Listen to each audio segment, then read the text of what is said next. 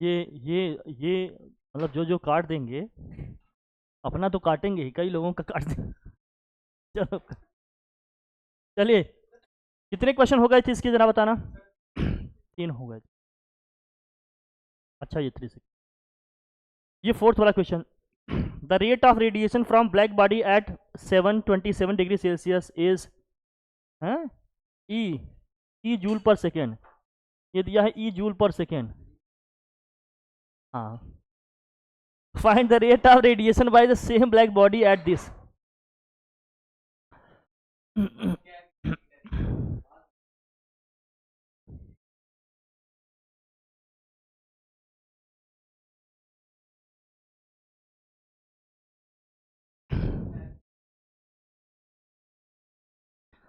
तो rate of radiation, rate of radiation at rate of radiation of black body at 727 degree Celsius. बहुत कम लोग test देने के उसमें रहते हैं।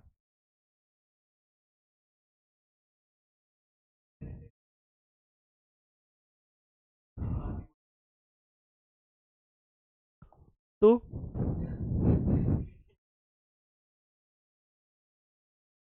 यार,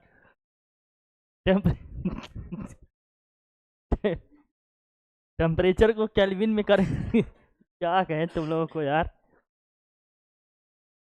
तुम लोगों की क्या कहें। तो ई इक्वल टू कितना है, या ई वन इक्वल टू कितना है,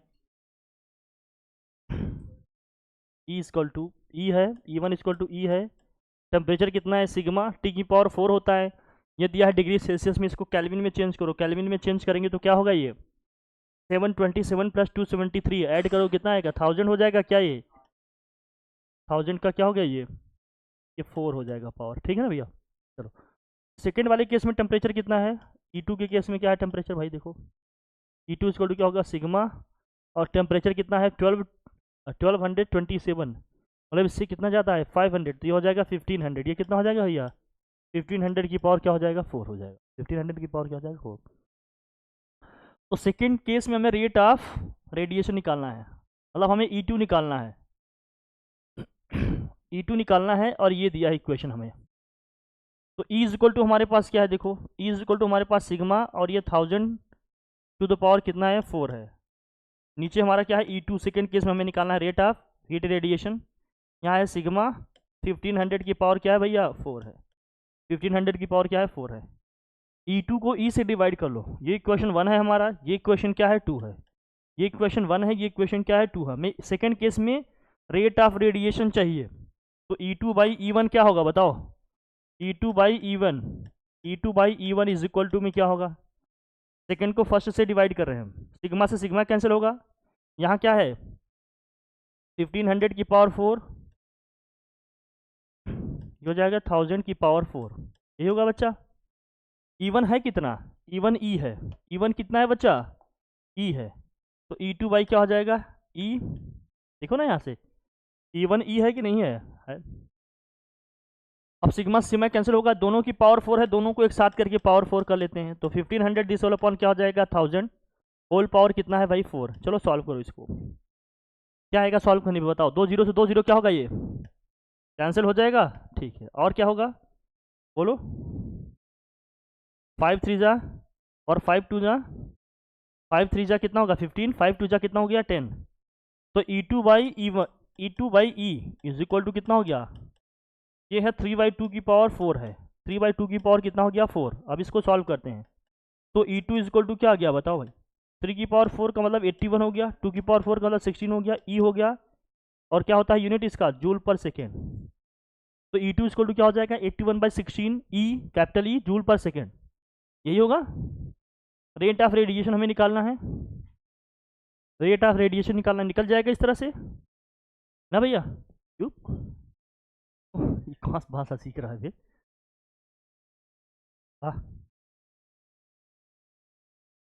मतलब चले भैया मूव करें हम लोग। ये सब क्वेश्चन इसी तरह से करने हैं। अंजलि मैं ऐसे मजाक में कर रहा हूँ, ये मत सोचना, ठीक। हाँ ठीक है बच्चा, जरूर। देखिए क्वेश्चन क्या है इसमें, a black body radiates 5000 joules of energy per second at 2 to 7 degree Celsius temperature. What will be the rate of radiation of energy it at what 7 to 7 degree Celsius temperature. फिर से वही ई पूछा जा रहा है. ई कितना दिया है पहले केस में? ई कितना है भैया बताओ. फर्स्ट केस में ई कितना दिया है? फर्स्ट केस में ई कितना दिया है? देखो E1 इक्वल टू कितना दिया है? 5000 और कितना दिया है? Joule per second. लेकिन फर्स्ट केस में टेम्परेचर क्या है? T1 कितना है जरा बताना. 2 to 7 डिग्री सेल्सियस. अच्छा इसको केल्विन में चेंज करोगे 273 ऐड करेंगे इसमें. 273 ऐड करेंगे तो कितना हो जाएगा? ये 500 केल्विन हो जाएगा क्या? ये हो जाएगा 500 केल्विन. अच्छा बताना what will be the rate of radiation when temperature is what 7 to 7 degree Celsius. 7 to 7 degree Celsius means what? इसमें हम 273 ऐड करेंगे तो ये 1000 हो जाएगा. 1000 केल्विन होगा. यही होगा क्या बच्चा? बताओ जरा. यही होगा ना? अब जरा करना कैसे निकालेंगे बताओ जरा. Since E2 by E1 is equal to क्या होगा बताओ जरा. E2 बाई E1 का मतलब क्या हो गया? T2 बाई T1 की पावर क्या होगा जरा बताना. 4. क्योंकि सिग्मा दोनों में आएगा कैंसिल हो जाएगा. पावर 4 दोनों में होता है ना. अरे इज इक्वल टू क्या होता है बताओ. सिग्मा टी की पावर क्या होता है? 4. सिग्मा दोनों में आएगा. E1 में भी आएगा E2 में भी आएगा. कैंसिल हो जाएगा क्योंकि E1 इक्वल टू क्या होता है?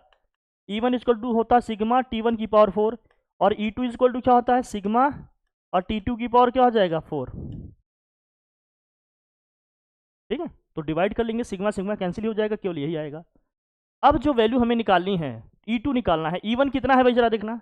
E1 है अपना 5000 तो E2 बाई ये कितना आ गया? 5000 इज इक्वल टू क्या होगा? T2 बाई T1 का मतलब कितना हो गया? ये 1000 अपॉन में कितना हो गया? 500. इसकी पावर क्या भैया? 4 है. कैसे कर लेंगे हम लोग बताइए. तो आ जाएगा E2 इज इक्वल टू क्या होगा? इसको इससे कैंसिल करेंगे कितना आ जाएगा? 2 की पावर 4 का मतलब कितना होगा भैया बताओ. 2 की पावर 4 इंटू क्या हो जाएगा? 5000. 2 की पावर 4 का मतलब होता है 16 इंटू क्या हो गया? 5000. मल्टीप्लाई कर देंगे कितना आ जाएगा? ये 80,000 जूल पर क्या हो जाएगा? ये सेकेंड हो जाएगा. तो सेकेंड केस में जो rate of radiation of heat है या एनर्जी है वो कितना हो गया? 80,000 जूल पर सेकेंड हो जाएगा. सिंपल है ना. एकदम इजी है करना इसको. तो क्वेश्चन का लेवल समझना क्या क्या दिया है ये देखना लिखा फिर अपना कैलकुलेशन कर देना. आंसर आ जाएगा. आसान है. चलिए मूव करें. आप लोगों ने इस टाइप की क्वेश्चन प्रैक्टिस किए थे पहले? इस टाइप के क्वेश्चन नहीं किए थे? अच्छा एक बार ना आप लोग अपने मतलब जो भी आप लोग पढ़ते हो नोट्स एक बार कंपेयर करना. तब आपको समझ में आएगा कि मुझसे लेट क्यों होता है. हाँ प्लीज़ एक बार जरूर देख लेना मेरी तरफ से. ठीक है. अच्छा किया. फ़र्क रहता है कुछ?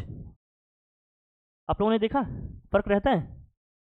इसीलिए मुझे टाइम लगता है. हाँ ठीक है समझ गए ना आप लोग. मैं स्लो नहीं हूँ. कंटेंट ज़्यादा है इसलिए. तो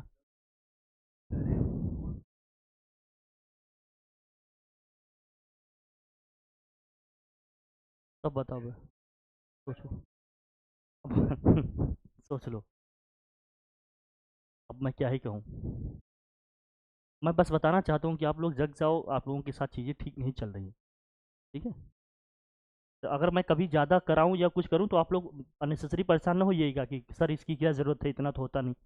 मैं हर चीज़ एनालिसिस करके ही देता हूँ. नेसेसरी बिल्कुल कुछ भी नहीं करेंगे. आप परेशान ना हो. क्या दिया है?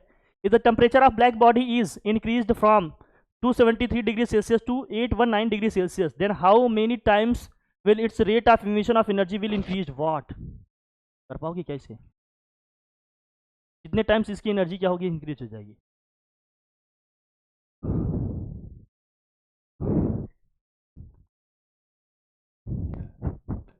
और कैसे करोगे?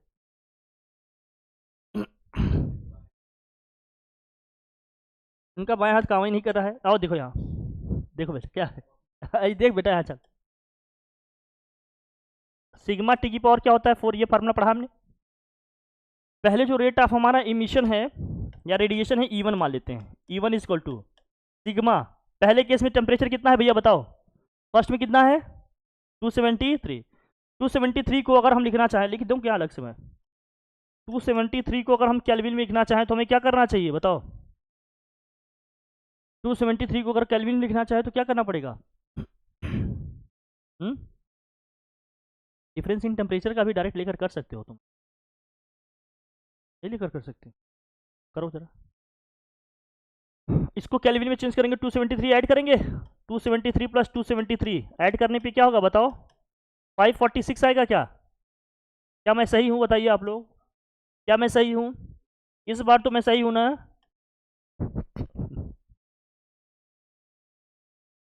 अच्छा ठीक है, अब इसको भी करेंगे, क्या होगा 819 प्लस 273 कितना होगा बताओ जरा, ऐड करने पे, ऐड करिए क्या आया?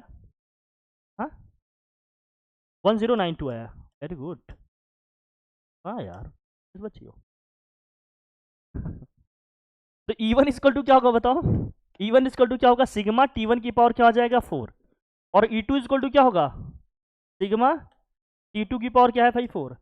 तो कह रहा है सेकेंड केस में उसका जो rate of emission of energy है कितने टाइम्स इंक्रीज हो जाएगा। तो E2/E1 निकाल लूँ कितना टाइम्स हो जाएगा, पता चल जाएगा, बता लिखना। तो E2/E1 क्या होगा, E2/E1 क्या होगा, T2 की पावर 4 अपॉन क्या होगा, T1 की पावर 4, या मैं इसको एक साथ लिख सकता हूँ, T2 बाई क्या हो गया, T1 की पावर 4, है ना भैया, यही होगा। जरा इसको सॉल्व करिए, तो T2/T1 क्या आएगा बताइए जरा, T2/E1 इज इक्वल टू क्या होगा, T2 कितना है 1092 और ये कितना है 5। वाह यार इतना जल्दी कैसे कर लिया, तुम जीनियस हो क्या? ओ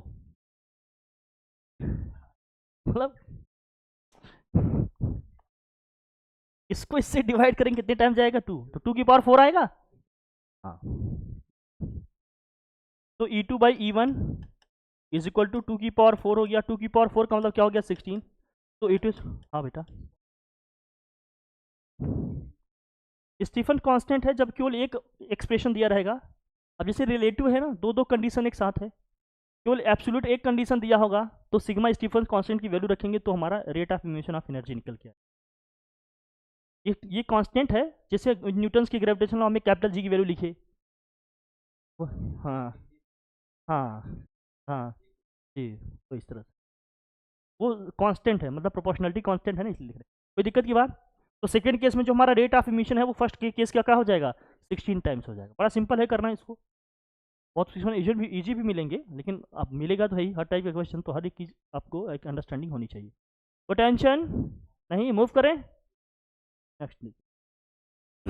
अब इसे करिए, a black body at 127 degree Celsius temperature is radiating energy from its surface at a rate of 1.0 into 10⁶ joule per second per metre square. देखो यहाँ दिया है, ये ई ही है पूरा। अब एरिया कंसीडर किया इसने पूरा, क्या दिया है जरा बताना, यहाँ मीटर स्क्वायर नीचे होना चाहिए यार ठीक है, ई दिया है, हाँ ई दिया है कितना 1.0 इंटू 10 की पावर क्या है ये 6 joule per second per metre square, ठीक है। और क्या दिया है जरा, ये दिया इसकी वैल्यू, ये यहाँ पर, ये इसकी वैल्यू यहाँ पर दे रखा है इसने, ये दिया, ठीक है। और क्या दिया है, find the temperature of the black body at which the rate of मतलब rate of energy radiation will be 16 point this, मतलब वो टेम्परेचर निकालना है जिसमें जो रेट ऑफ रेडिएशन है ये कितना हो, इतना हो। पहले टेम्परेचर कितना दिया है 127 डिग्री सेल्सियस। तो पहले केस में ये हमारा E1 दिया है, जरा देखना, ये देखना E1, और T1 कितना दिया है, T1 कितना दिया है बच्चा बता, T1 कितना दिया है 127 डिग्री सेल्सियस है ये। डिग्री सेल्सियस को केल्विन में चेंज करना होगा तो क्या ऐड करना पड़ेगा 273 ऐड करेंगे कितना हो जाएगा बताइए जरा, क्या ये 400 आएगा, एम आई राइट, यही आएगा। अब जरा देखना सेकेंड केस में जो rate of emission of energy है वो क्या है, E2 इक्वल टू क्या दिया है 16 इंटू क्या दिया है 10⁶ जूल पर सेकेंड और मीटर इनवर्स, मतलब मीटर स्क्वायर की पावर -2 है, मतलब मीटर -2। T2 हमें निकालना है, सेकेंड केस में टेम्परेचर क्या है भाई। अब कंडीशन हम यूज करेंगे, क्या क्या हम जानते हैं भैया, since E2/E1 is equal to क्या होता है बच्चा, T2/T1 की पावर क्या होता है, T2/T1 की पावर क्या होता है बच्चा 4 होता है, यही होता है कि नहीं, हम लगातार लिख रहे हैं इसको। अब बताओ E2 कितना है, ये 16 इंटू 10 की पावर 6 है, और E1 कितना है, 1 इंटू 10 की पावर क्या है 6 है, इज इक्वल टू में बताओ T2 हमने निकालना है, और T1 कितना है बच्चा 400, पावर 4 है तो पावर 4 कर लेते हैं, कोई टेंशन की बात नहीं, कोई टेंशन की बात नहीं। अब जरा देखना कुछ कैंसिल हो रहा है क्या, यहाँ 10 की पावर 6 से 10 की पावर 6, यहाँ है 16 का मतलब 2 की पावर 4 होगा क्या, पावर 4 में क्यों लिख रहे हैं, क्योंकि उधर भी अब पावर 4 है ना, ताकि हम इसका क्या कर लें, फोर्थ रूट ले लें, क्या ले लें, फोर्थ रूट। जैसे ही फोर्थ रूट लेंगे तो पावर 4 दोनों साइड से क्या हो जाएगा, कैंसिल हो जाएगा, क्या हो जाएगा, 2 is equal to T2 by क्या हो जाएगा 400, T2 बाई क्या हो जाएगा 400। क्या हम लोग क्रॉस मल्टीप्लाई कर रहे हैं, तो यहाँ से T2 इज इक्वल टू क्या हो जाएगा 800 केल्विन। अब ये केल्विन में क्यों आया, क्योंकि उस टेम्परेचर को हमने किस में लिया था, केल्विन में।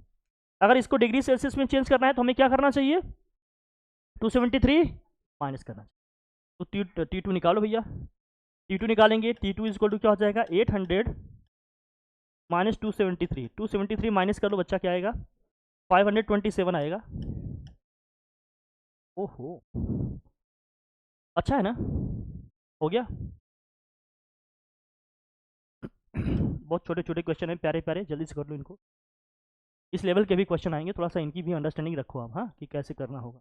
ओके, अगर आप लोग कभी ना इत्मीनान से बैठ के मेरे सीट के क्वेश्चन कीजिएगा जो सीट्स में दिए हैं, आपको मज़ा ही आ जाए। मतलब लगभग हर एक टाइप का क्वेश्चन देता हूँ हर एक चैप्टर में, आप देखिएगा कभी भी, तब यही एसेट है कि as a student, as a मतलब टीचर के लिए एक एसेट है, कितने नॉलेजेबल, कितने मतलब अच्छे डेप्थ वाले क्वेश्चन आप कर पाते हो, तभी तो समझोगे ना कॉन्सेप्ट क्लियर हैं। हटाओ इसे, सिंपल है ना। नेक्स्ट क्वेश्चन में क्या क्या डेटा दिया है बताओ आप लोगों को, क्या ये पीछे वाला क्वेश्चन ही रिपीट हो गया क्या, अरे वो 16 टाइम्स हो गया था वही एनर्जी, अरे देखो ना इसमें क्या रहा ना, यहाँ दोनों का रेशियो पूछ लिया, वहाँ पूछ रहा था कितने टाइम्स हो जाएगा, सेम है कि नहीं वही चीज़, तो रेशियो क्या होगा 16:1 आ जाएगा, कितने टाइम्स हो गया तो 16 टाइम्स हो जाता है कि नहीं भाई। कर दूं क्या इसको, करें क्या, देखिए 2 बॉडीज ऑफ दिस, इसे करोगे आप लोग बताओ, चलिए करिए, देखिए इसमें क्या दिया, 2 bodies heated to 327 degree Celsius and 427 degree Celsius are placed in an evacuated vessel at 20 degree Celsius. Compare the rates of heat loss from them.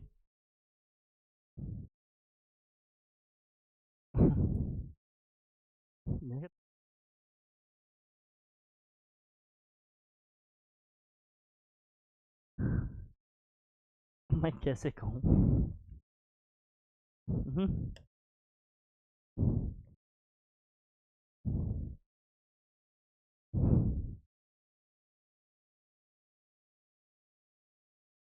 Compare the rate of heat loss from them, heat loss कितना होगा बताओ।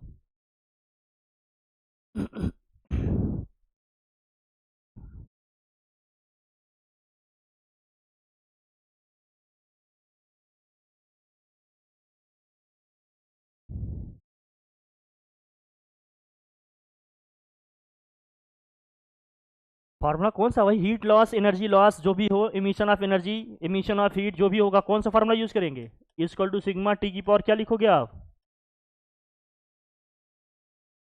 हर जगह यही बेटा, क्या ही कर सकते हो। न्यूटन्स लॉ ऑफ कूलिंग भी लगा सकते हैं इसमें, न्यूटन्स लॉ ऑफ क्या लगा सकते हो, हाँ तो लिखो रेट ऑफ, हाँ न्यूटन्स लॉ ऑफ कूलिंग ही लगाओ, ज़्यादा सही है, कि हीट लॉस की बात हो रही है ना, लिखो न्यूटन्स लॉ ऑफ कूलिंग क्या था,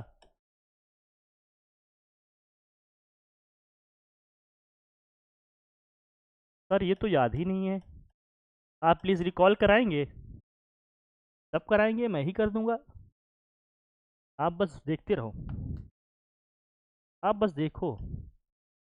माइनस डी क्यू बाई क्या है D T, is equal to क्या लिखा था हमने, के इंटू क्या था delta T, difference in temperature की क्या था ये कुछ ऐसे ही आया था क्या, कुछ ऐसे ही आया था, तो rate of heat loss minus sign क्यों लिखे थे, क्योंकि लॉस हो रहा है हीट में, जब हीट गेन होता है तो क्या लेते हैं हम पॉजिटिव साइन, माइनस साइन क्यों ले रहे हैं, क्योंकि लॉस ऑफ क्या हो रहा है हीट, ये था ना न्यूटन्स लॉ ऑफ कूलिंग, लिखवाया था इसको, लिखा होगा T2 माइनस T1 या T1 माइनस T2 करके लिखवाया होगा, डिफरेंस इन टेम्परेचर ज़्यादा में से कम वाले को माइनस करेंगे। अब देखो इसमें क्या है, दो बॉडीज़ हैं दो बॉडीज़ हैं, मैं अलग से यहाँ लिख देता हूँ, आप समझ रहे हैं इस बात को। पहली बॉडी है, इसका टेम्परेचर जोन कितना है भाई बताओ? पहले का टेम्परेचर कितना है? 327। और हमारे सराउंडिंग का टेम्परेचर कितना है? हमारे सराउंडिंग का टेम्परेचर कितना है? TS लिख देते हैं इसको। सराउंडिंग का टेम्परेचर कितना भैया? 27। ये इन्वायरमेंट का टेम्परेचर है ना भैया। हीट का लॉस कहाँ से कहाँ होगा बताओ? दूसरे वाले में क्या है? दूसरे वाले का टेम्परेचर कितना है बताओ भाई? 427 है। और ये भी भाई सराउंडिंग में क्या कर रहा है? हीट लॉस करेगा, कितना होगा? 27 डिग्री सेल्सियस। हीट यहाँ भी लॉस होगा, मान लेते हैं Q2 है, ये इधर से, दोनों में हीट लॉस होगा, ये होगा, ठीक है भाई। हॉटर बॉडी से कोल्डर बॉडी में क्या होगा? हीट हमारा ट्रांसफर होगा। दोनों का अलग अलग सिचुएशन है, हमने बना के इसको देख लिया, कोई टेंशन की बात। एक अंडरस्टैंडिंग बनाने के लिए एक स्कीमेटिक डायग्राम ड्रॉ कर लेने की चीज़ें कैसे हैं, है ना। अब डिफरेंस इन टेम्परेचर अगर हम निकाल रहे हैं तो डिग्री सेल्सियस को केल्विन में चेंज करने की जरूरत है क्या? हमने कहा था डिफरेंस लेंगे तो डायरेक्ट कर लेंगे, क्योंकि दोनों में से वैल्यू क्या आती है? हमेशा सेम आती है।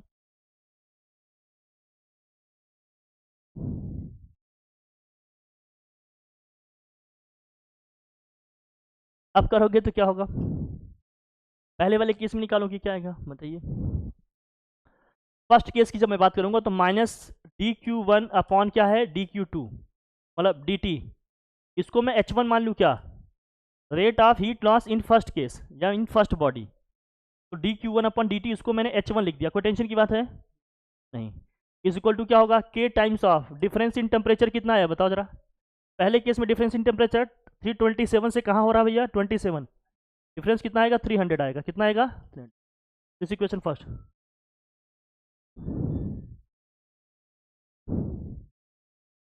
अब देखो जरा, दूसरे में क्या है? माइनस dQ2 अपॉन क्या हो जाएगा बच्चा? dt। इसी को मैं H2 लिख दूँ। यहाँ K टाइम्स ऑफ क्या होगा बताओ जरा? डिफरेंस इन टेम्परेचर कितना होगा? क्या आ जाएगा? 400 आएगा क्या? बोलो भैया। इस इक्वेशन 2, कोई टेंशन की बात? कंपेयर द हीट लॉस, निकालना है हीट लॉस का कंपैरिजन कर, ठीक है। Compare the heat loss, what is this? अब दोनों का रेशियो निकालना है। H1 अपॉन H2 निकालो। तो रेट ऑफ हीट लॉस मतलब H1 by H2। H1 by H2 क्या होगा? क्या क्या कैंसिल होगा दोनों में बताओ? दोनों में क्या क्या कैंसिल होगा? ये 0 0 2 कैंसिल हो जाएंगे, K से K कैंसिल हो जाएगा, कितना बचेगा? केवल 3/4। 3/4 अगर आएगा तो रेशियो निकाल रहे हैं, क्या निकाल रहा है यार ये? Compare the rates of the heat loss from them.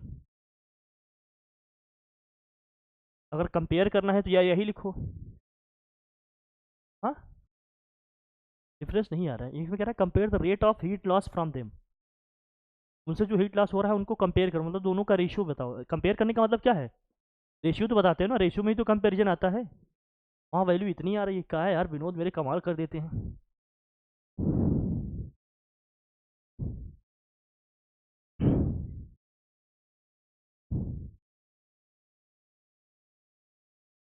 हाँ कह सकते हो।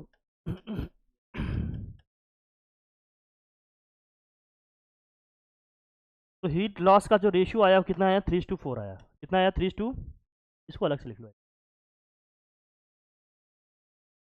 वहाँ ये अलग निकाल दिया। भाई कंपेयर करेंगे तो रेशियो आएगा ना, है ना भाई? या डिवाइड करते 0.75 आया था। H1 अपन H2 हमारा ये आ गया, यही तो आएगा, बोलिए। कंपेयर की जब भी बात होगी तो हमेशा रेशियो में आएगा इस तरह से चीज़, है ना? या बता देंगे पहला दूसरे की कितने टाइम्स कैसे क्या हो। ओके, मूव करें।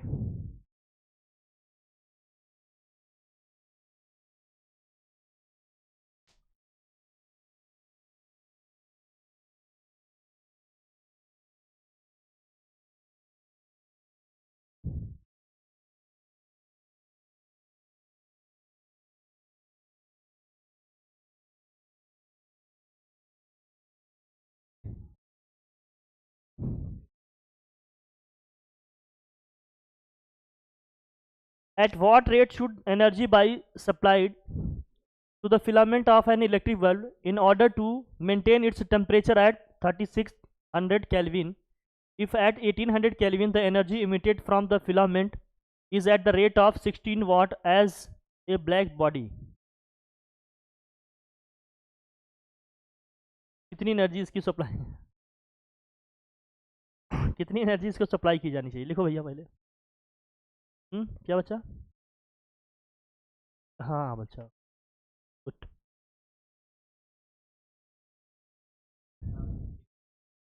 एट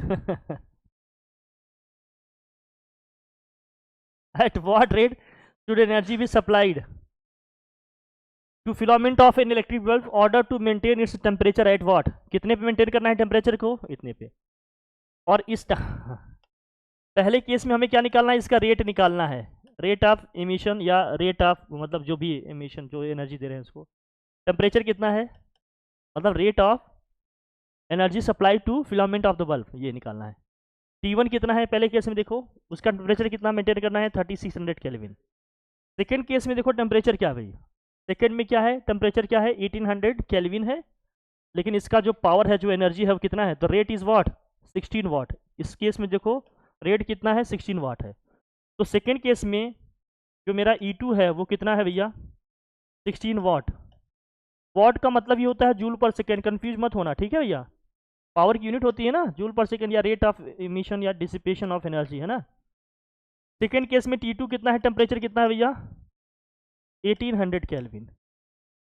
फिर से वही रेशियो वाला कॉन्सेप्ट, E1 बाई E2 क्या होगा बताओ? E1 बाई E2 क्या होगा?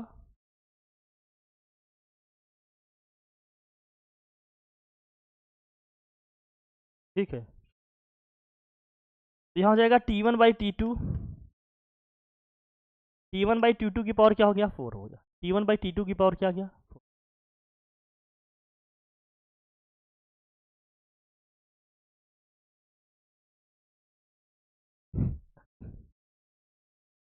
गिरा तो नहीं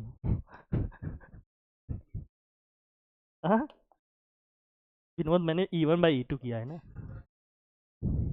देख लो ना प्लीज। तो E1 बाई E2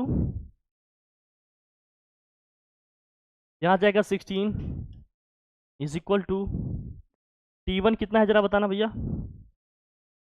3600 केल्विन, और ये कितना है? 1800 केल्विन। पावर कितना है? 4। इसको सॉल्व करो जरा, E1 कितना है बताओ जरा। सबका आ गया आंसर? आपका आया आराध्य? कितना आया था? वेरी गुड, आपका भी आ गया, सबका आ गया। चलो मैं कर लूँ फाइनली। इसका करेंगे कितना होगा भैया? ये डिवाइड करेंगे कितनी बार जाएगा? 2 टाइम्स। तो E1 अपॉन क्या हो गया? 16, और यहाँ पर क्या हो जाएगा? 2 की पावर क्या हो गया? 4। तो E1 अपॉन क्या हो जाएगा? 16 इज इक्वल टू क्या हो जाएगा? To the power. तो E1 इसको टू क्या होगा? क्रॉस मल्टीप्लाई करेंगे 256 वाट। कोई टेंशन की बात? आसान है, बहुत ईजी है। अब तो कर ही लोगे आप लोग, मुझे कुछ और बताने की जरूरत है क्या? आप कर लेंगे ना आप? सारी बताने की जरूरत है क्या मुझे? एक और देख लो, उसके बाद फिर हम लोग इसको करते हैं। वो देखिए जरा, इसको क्या दिया है question. The radius of A spherical body is 1 centimetre and its temperature is study at this. अरे यही तो क्वेश्चन किया था पीछे चलिए ठीक है। The radius of spherical body is 1 centimetre and its temperature is study eight 727 degree Celsius. If this behaves like a perfectly black body, then how much energy will be radiated from its surface per second? मतलब E निकालना है, पर second निकालना है, पर second कितनी energy इससे radiate होगी, मतलब क्या करना है E इक्वल टू मैंने क्या कहा था? हाँ, Q अपॉन T इंटू क्या लिखा था हमने? A लिखा था, यही नहीं था? ये है सिग्मा टी की पावर क्या था भैया? 4। तो जरा बताना, amount of heat E equal to क्या हो जाएगा? सिग्मा टी की पावर 4 इंटू टी इंटू क्या हो जाएगा? ए। अच्छा, टाइम पर सेकेंड, पर सेकेंड की बात करना है। पर सेकेंड का मतलब टाइम टी इक्वल टू क्या लिखेंगे हम लोग? 1। तो क्यू इक्वल टू यहाँ से हो जाएगा सिग्मा टी की पावर 4 इंटू में क्या हो जाएगा भैया? ए। वैल्यू पुट करो फटाफट सब। अब देखो जरा, सिग्मा स्टीफन कांस्टेंट की वैल्यू क्या है? 5.67 इंटू 10 की पावर कितना है भैया? 5.67 इंटू 10 की पावर -5 था क्या?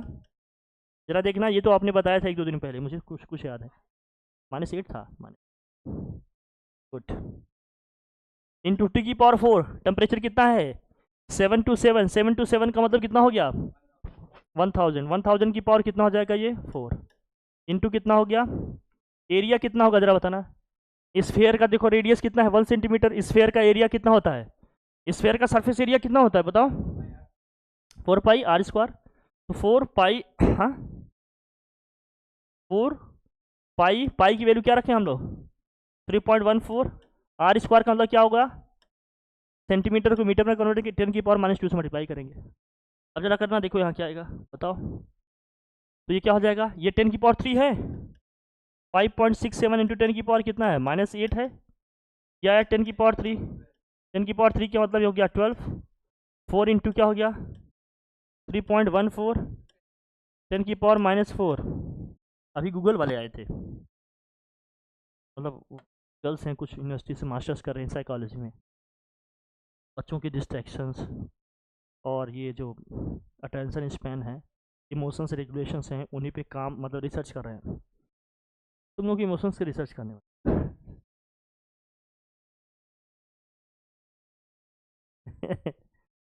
देखिए हाँ अब देखो यहाँ क्या है 4 3 जा 12 और यहाँ कितना है -8 -4 कट जाएगा 10, 10 की पावर 4 देखो यहाँ देखो -8 -4 -12 और 4 3 जा 12, ये हो जाएगा कैंसिल, क्या क्या बचा भैया देखो मल्टीप्लाई करो, तो 5.67 इंटू कितना हो गया 4 इंटू कितना हो गया 3.14, मल्टीप्लाई करो भैया कितना है जल्दी बताओ, 5.67 इंटू 4 इंटू 3.14 कितना आ रहा है ये